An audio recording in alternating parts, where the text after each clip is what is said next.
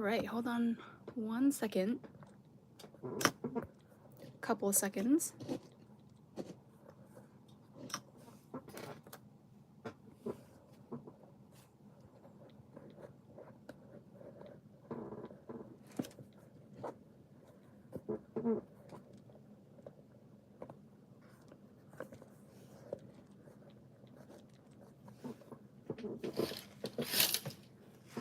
Hot mess as usual. Hold on, I'm gonna turn the light off behind me.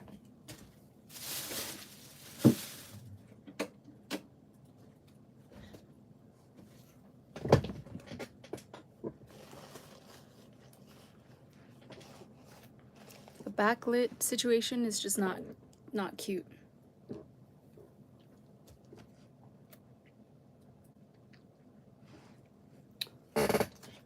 Okay.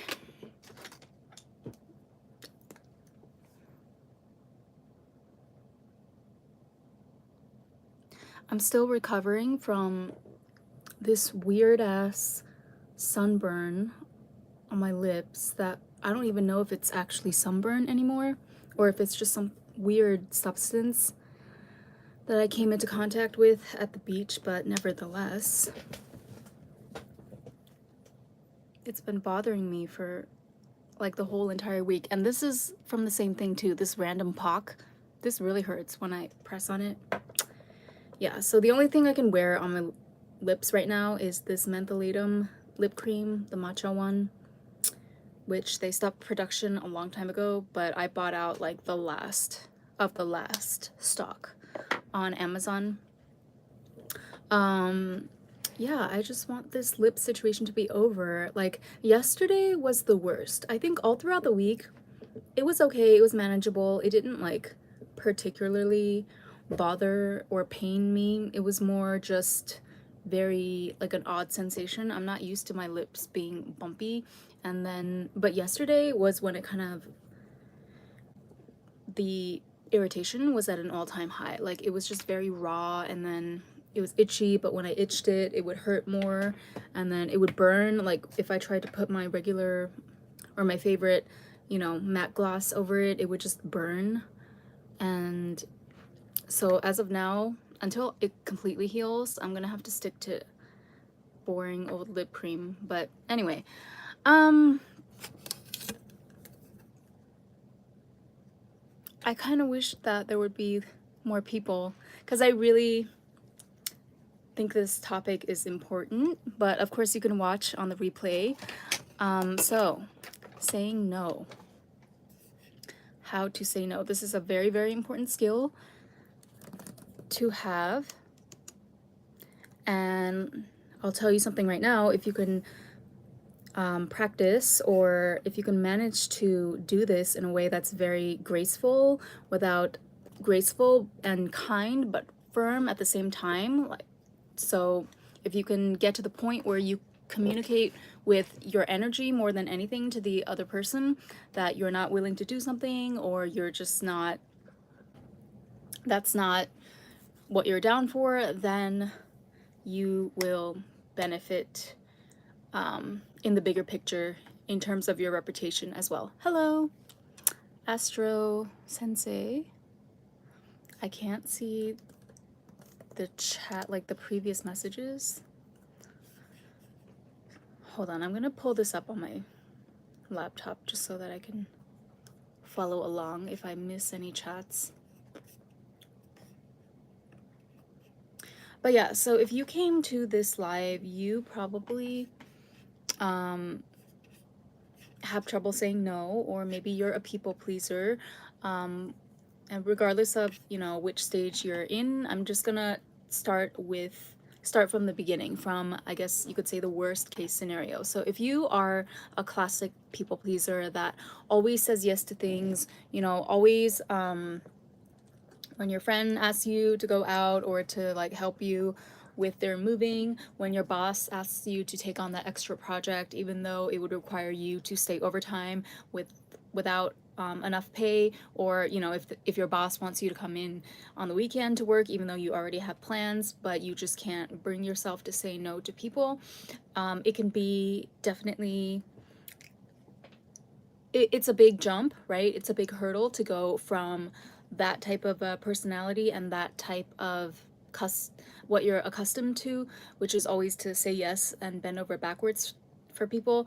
It's a big hurdle to go from that to just automatically, or you know, immediately being able to say no and turn things down. So I think that if you I have broken it down into 3 stages that I feel like if you follow these 3 stages, if you're conscious and deliberate about, you know, sticking to whatever stage you're on, like you can take time if you want to. In fact, that's important in any area, not just when it comes to like saying no and setting boundaries. Any area of your personal growth journey, it's important to take your time to do it, right? Because the slower you do it, actually, as long as you're deliberate about it, as long as you have your intention in mind, you can take a longer time, and then it will actually work in your favor, because that means that it will take longer time to really bake into, you know, your way of being, and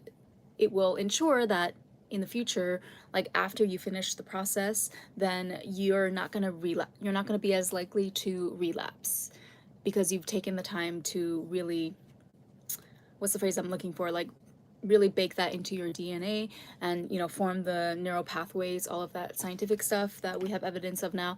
So as somebody who is a people pleaser and says yes to everything, the first stage to being able to say no is, I want you to agree to something in the moment, right?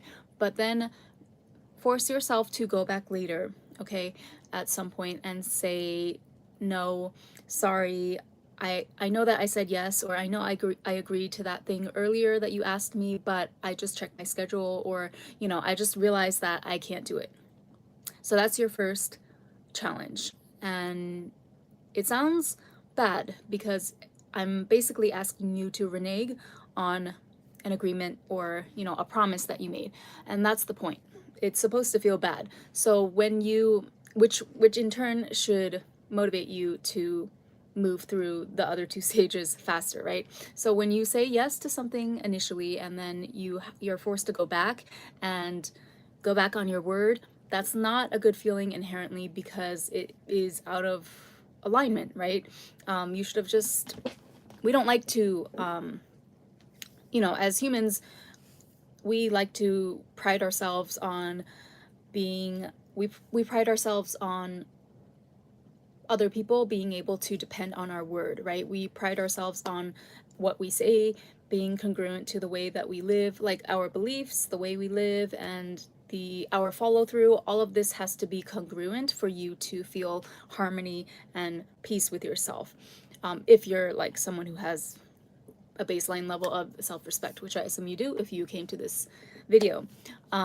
So this first step, since you are not accustomed, since it would be too big of a jump to go directly to saying no when you're accustomed to saying yes to everything for your whole life, I want you to challenge yourself to go ahead, say yes in the moment when the request comes up, but then force yourself later. Okay, make a promise to yourself, make a commitment to yourself that if it was something that you actually did not 100% feel on board with, or feel like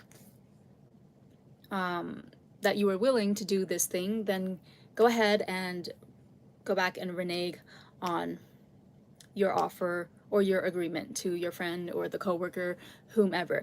And this icky feeling that you get from going back on your word, hopefully this will propel you quickly into step 2, which would be to not say yes or no in the moment. Okay, so step 2 of saying no is if somebody comes to you with a request that's difficult, or that's asking too much from you, or you simply just don't want to do, right? A good rule of thumb, like if you want to be someone that's, so it's kind of like it's kind of counterintuitive.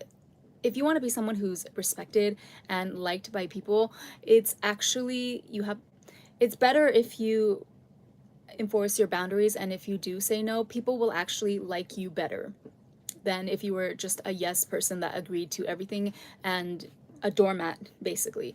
That will actually subconsciously, I mean, we can get into the details in another video, but if you say yes to everything and if you act as a doormat, people might like you. The people that are directly benefiting from that behavior by you will like you for what they can get out of you for free, right? But they won't actually respect you.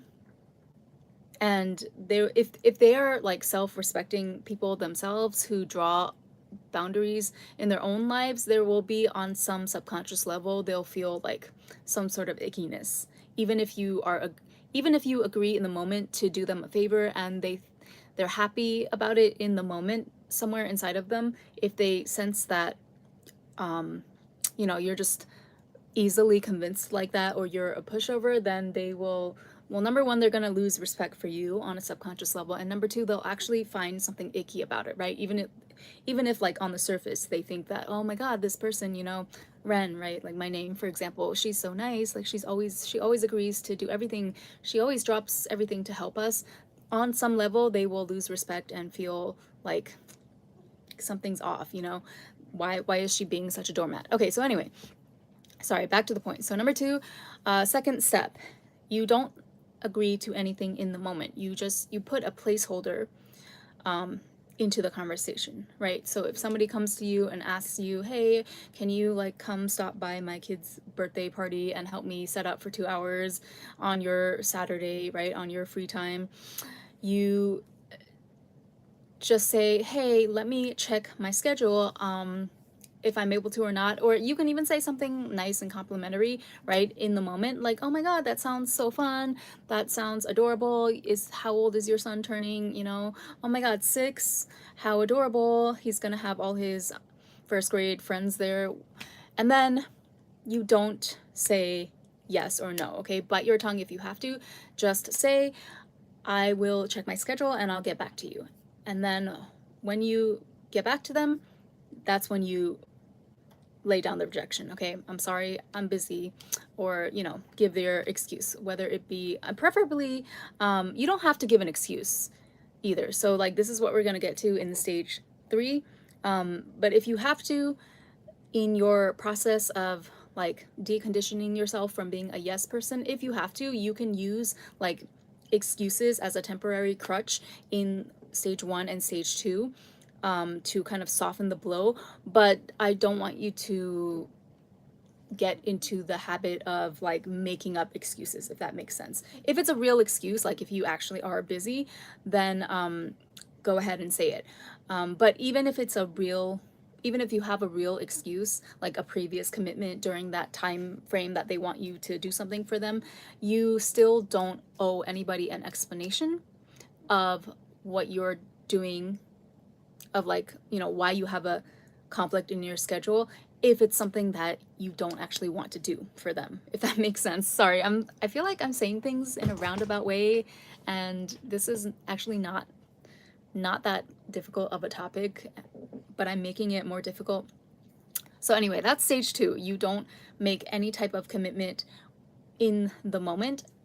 You put a pin in it, tell the person that you'll get back to them later, and then when you get back to them, say, I'm sorry, I checked my schedule, or I checked my availability and I'm actually not able to do this thing for you, or I'm not able to come to this event. If you have to, you can say like something, a light excuse, you know, like, oh, sorry, my in-laws are visiting that weekend, whatever. I recommend not to do that though. I recommend to just leave it at, I can't do it.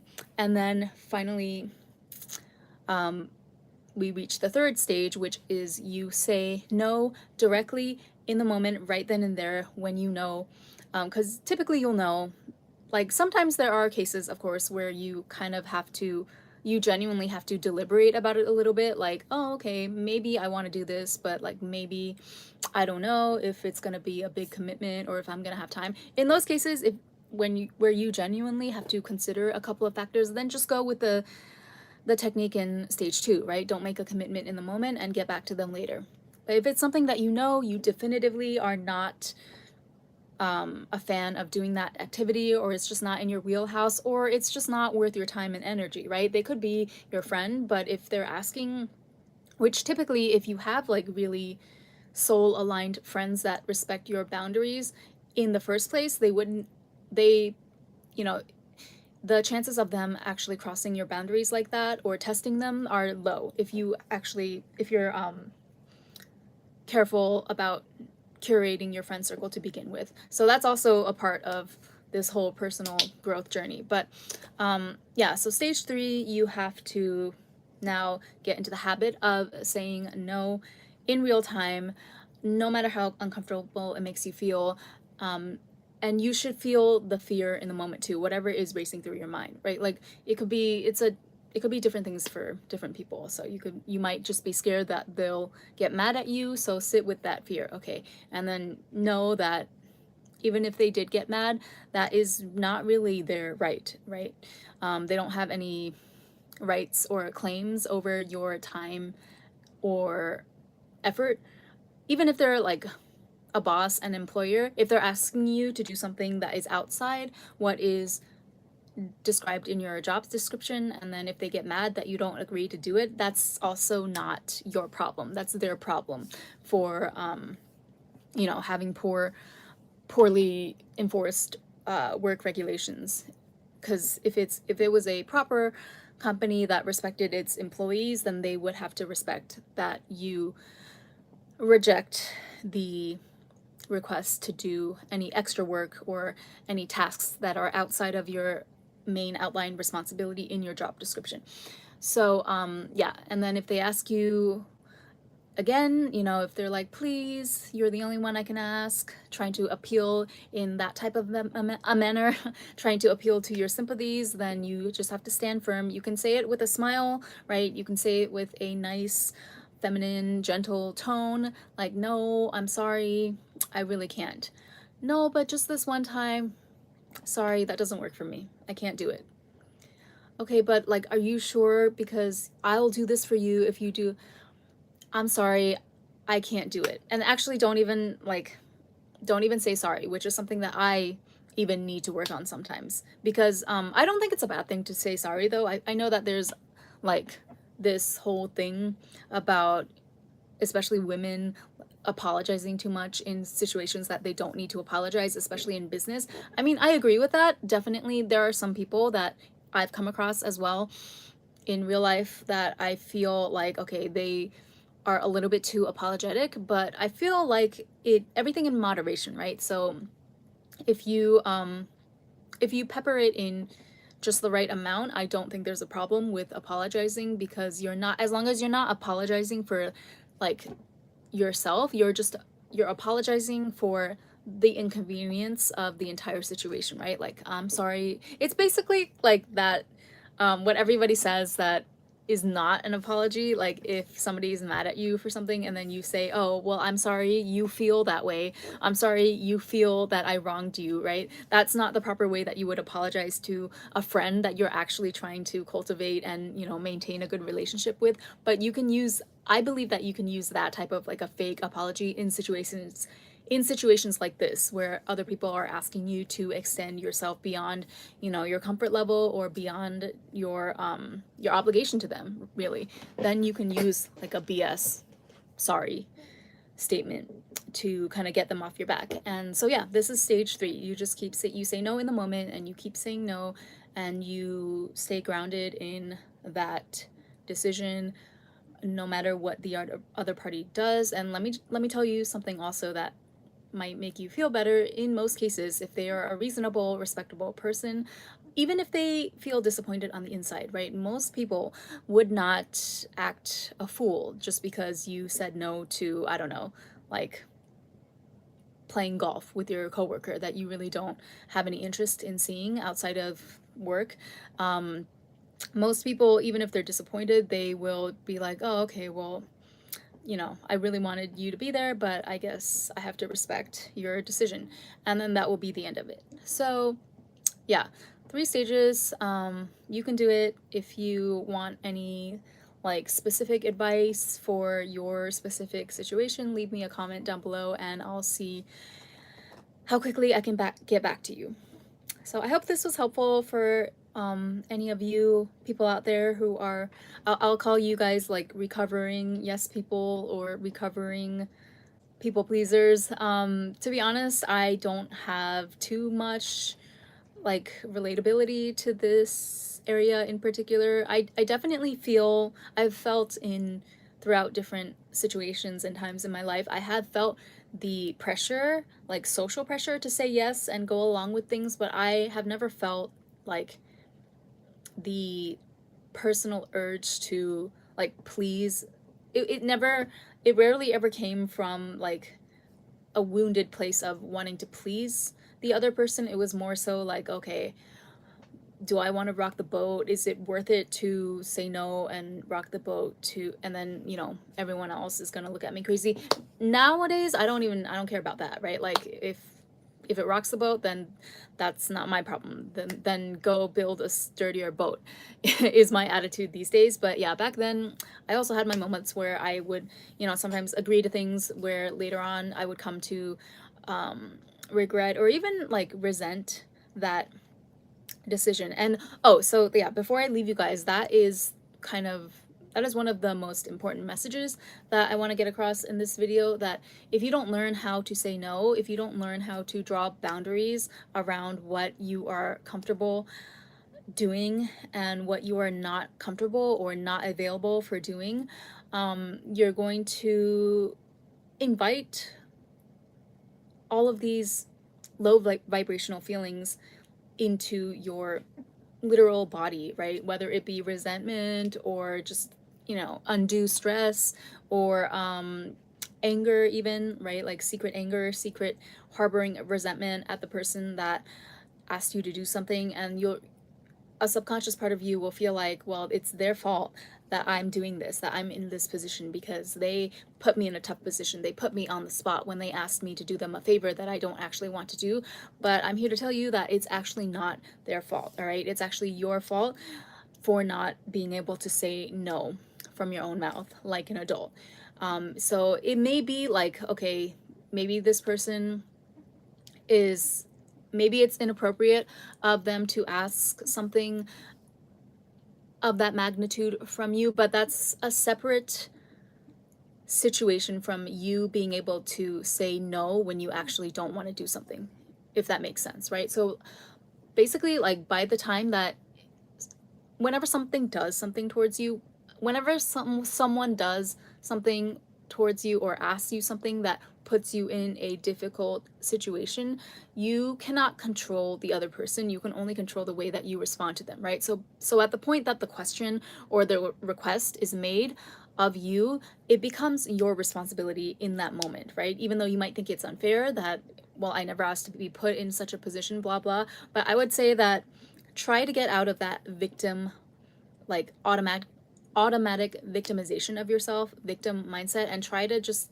shift it. I rarely think that way anymore whenever people ask me things, because that's just life, you know? Like, people are going to, there's going to be uncomfortable questions or requests made of you. There's going to be like awkward situations, or there's going to be ways of just interacting in the world from other people towards you that you might feel like is totally inappropriate and boundary crossing, but maybe that person just, you know, maybe to them, it's not to make an excuse, but to them, maybe they just never learned that it was inappropriate, or maybe they come from a different culture where it's widely accepted that, you know, they can be like up in everyone's business, right? Whereas your culture, everyone kind of minds their own business and respects everyone else's privacy. So you kind of have to like, what, it's your choice. Do you want to be the type of person that is so sensitive and like so limited in your scope of being able to interact with the world that, okay, unless people interact with you in this very specific narrow set of ways, then all of a sudden you're a victim, right? That's not the kind of mindset that I want to inhabit, right? That's not the way that I want to move throughout the world. So yeah, I wanted to leave you on that important point of why it is so important to learn how to say no. It's to protect you from any future resentment or like stress and just all of these uninvited negative emotions that are guaranteed to come up if you agree to do something that you don't actually want to do. And then, of course, you can still work, like nothing's ever lost, right? So even if you do find yourself in a weak moment where you still succumb to kind of like peer pressure or bending over backwards for someone that you view as an authority figure, or you feel like, you know, whatever your reasoning is, whatever your wounding is that is driving that behavior, you can still heal even after the fact, right? Like, so if you resent, you know, you can, if you do something for someone and then you resent them afterwards, you can do the inner work and, you know, go through the process of realizing that it was actually your responsibility to say, to communicate that you didn't want to do it, or that, you know, you were just not willing to do it flat out. And the reaction of the other person is going to be what it's going to be, right? You can't control that anyways. So you can work through that and like ultimately realize that the resentment you're harboring towards the other person, you can, you know, find ways to release it, but why go through that in the first place when you could have stopped it at no? Okay, I hope this was helpful. I might put this on TikTok later. I have like so many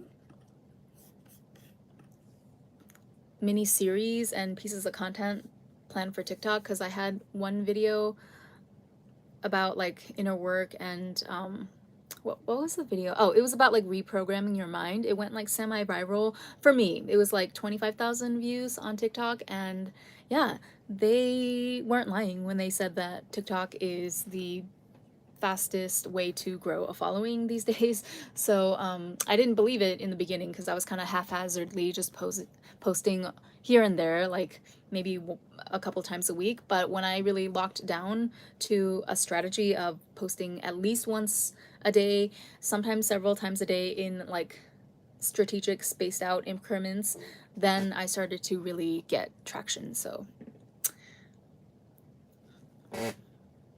excited for that. All right, I hope this was helpful. I'll catch you later. Bye.